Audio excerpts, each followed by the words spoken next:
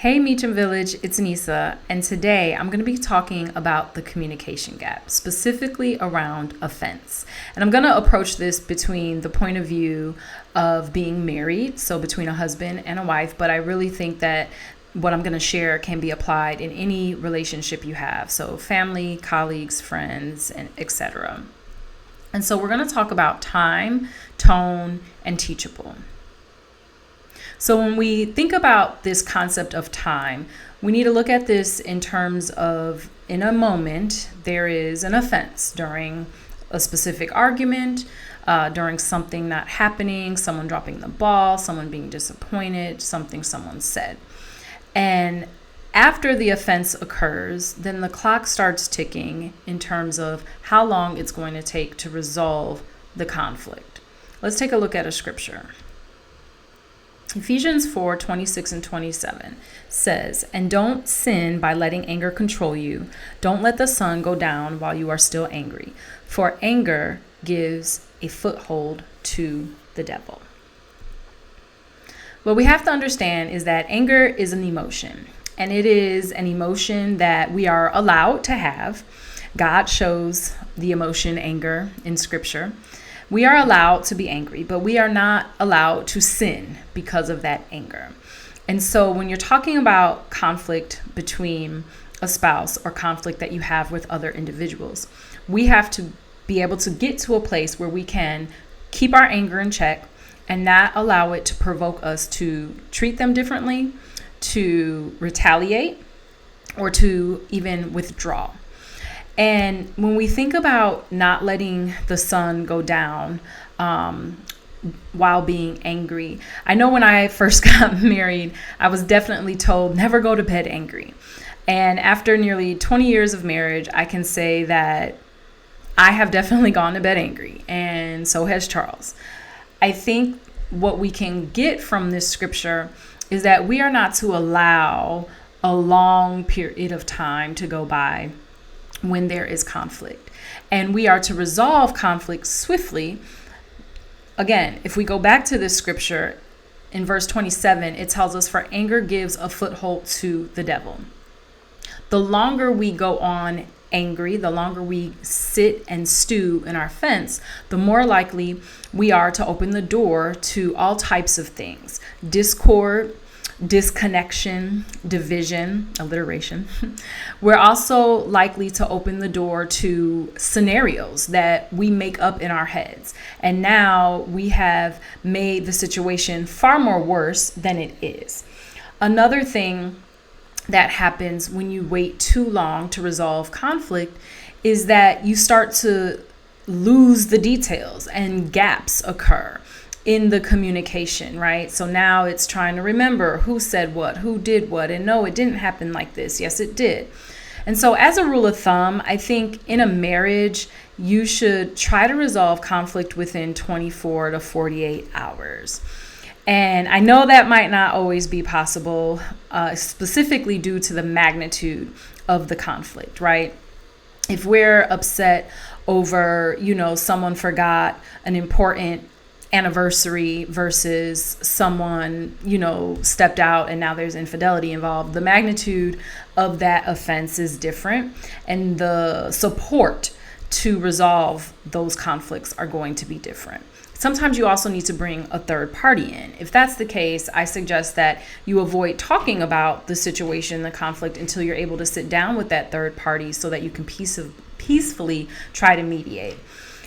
So again, 24 to 48 hours if possible. And again, understanding the magnitude of the conflict to determine if you're able to resolve the conflict on your own or if you need to involve a third party. I think if you're dealing with someone that you're not married to or that doesn't live in your home, in terms of a family member, I think a week tops. And I think anything after a week, again, you start getting into missing details, making up stuff that maybe didn't even happen, and it just gives too much foothold to the enemy. So it's very important that once an offense has occurred, that you work very diligently to manage manage your anger, not sin against the other person, and then also resolve the conflict as quickly as possible. Tone. I know you've heard the phrase, it's not what you say, it's how you say it. Ephesians 4:29. Don't use foul or abusive language. Let everything you say be good and helpful, so that your words will be an encouragement to those who hear them.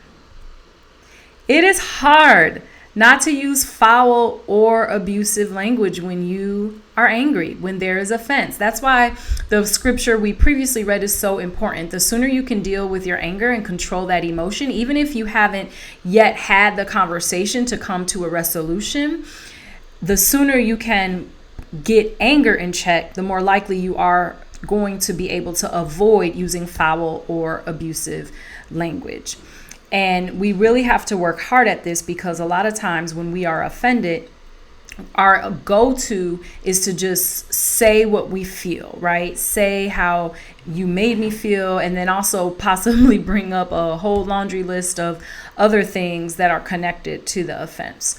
But we really have to think about the purpose of addressing the offense. The purpose of addressing offense should be to come to a resolution.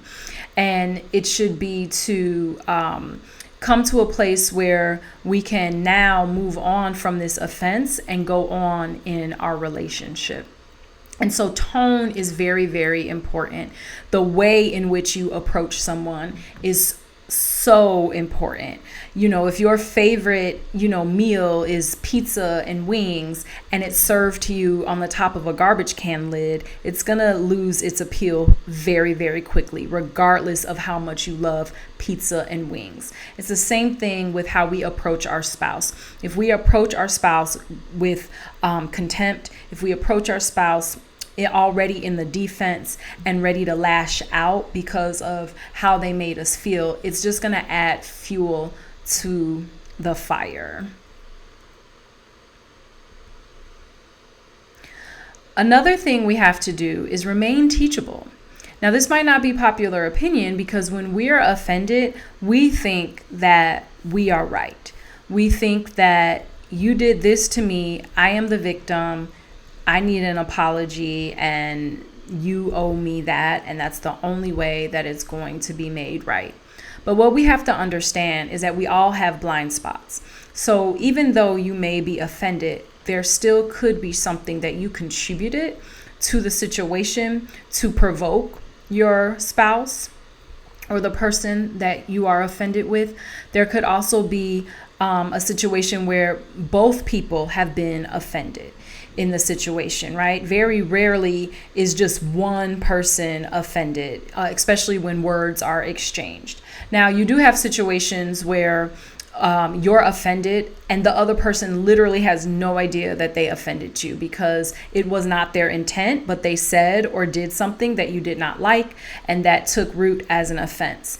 In that case, we need to go back to when we talked about time. You have a responsibility to swiftly go to that person and let them know that they offended you, because it's unfair to hold someone to expectations that they don't even know you have. And again, that's a part of being teachable. We have to grow and get to a place where if we are offended, we have enough maturity and we have enough self-control to be able to take our offense to the person that offended us and do it in peace. And we have to remain teachable in order to do that. Let's take a look at a scripture. Proverbs 3:7-8. Don't be impressed with your own wisdom. Instead, fear the Lord and turn away from evil. Then you will have healing for your body and strength for your bones. What does this have to do with offense? Again, if we are to examine ourselves and know that we don't know it all, and that yes, we are offended, but we're going to remain open to the idea that we have blind spots.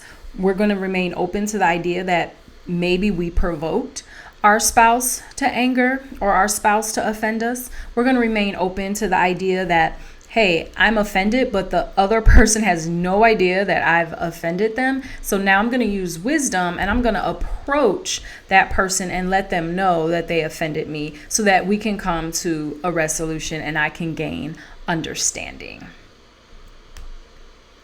So I hope these 3 things helped you today: time, tone, and teachable. If they blessed you and you walked away with being able to go back to your spouse or go back to your friend or your family member and peacefully resolve conflict, please let us know. Also, don't forget to like, comment, share, and subscribe. Please visit our website as well, meachumvillage.org. There's tons of resources on there that will continue to bless you, your marriage, and your family. Remember, what God has put together, let no one separate. Thank you. See you next time.